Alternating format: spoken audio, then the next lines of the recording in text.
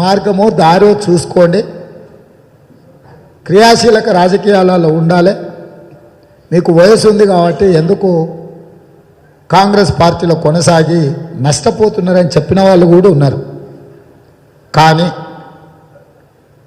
ఈ తెలంగాణ సమాజంలో ఉన్న చైతన్యం మీద మాకు సంపూర్ణమైన విశ్వాసం, నమ్మకం ఉండే. కాంగ్రెస్ పార్టీ కార్యకర్తల త్యాగాల మీద, పోరాటం మీద సంపూర్ణమైన నమ్మకం ఉండి ఎలాంటి పరిస్థితులు వచ్చినా,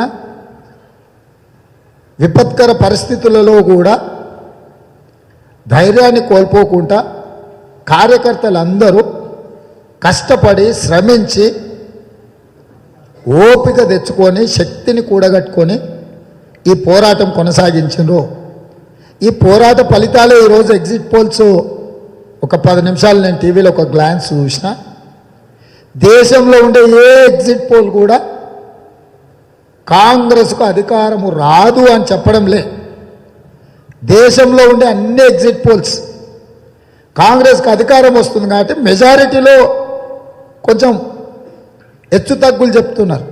కానీ కాంగ్రెస్ అధికారము రాదు అని సింగిల్ ఎగ్జిట్ పోల్ కూడా ఇంతవరకు చెప్పలేదు. అంటే తెలంగాణ ప్రజల నాడి అందరికీ ఒకే విధంగా అర్థమైంది.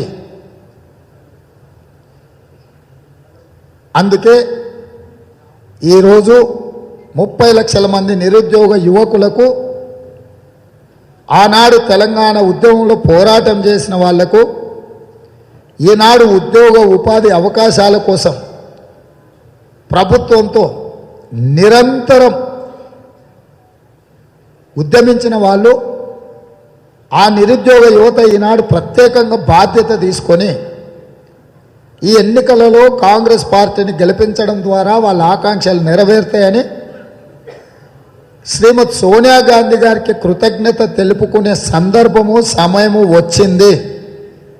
శ్రీమతి సోనియా గాంధీ గారు తెలంగాణ రాష్ట్రానికి వచ్చి తన కుటుంబ సభ్యులైన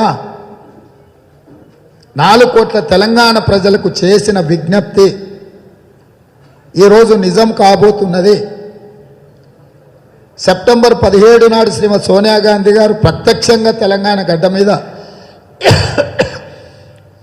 ప్రజలకు చేసిన విజ్ఞప్తి కావచ్చు, 28 తారీఖు రోజు వారి ఆరోగ్యము అనుమతించకపోవడం వల్ల తెలంగాణ రాష్ట్రానికి రాలేకపోయినా వీడియో సందేశం ద్వారా తెలంగాణ ప్రజలకు తన యొక్క మనసులో ఉన్న ఆలోచన మిగిలిన తెలంగాణ ప్రజలు, ముఖ్యంగా ఉద్యమకారులు, నిరుద్యోగ యువకులు, విద్యార్థుల యొక్క ఆకాంక్షలు నెరవేర్చడానికి ఒక్క అవకాశం కాంగ్రెస్కి ఇవ్వండి అని వారు ఏదైతే విజ్ఞప్తి చేసినరో వారికి సంపూర్ణంగా తెలంగాణ సమాజం అండగా నిలబడి తెలంగాణ సమాజం సమయం వచ్చినప్పుడు సహాయం చేసిన వాళ్ళను గుర్తుపెట్టుకొని గుండెల నిండా ఊపిరి పీల్చుకొని వాళ్ళకు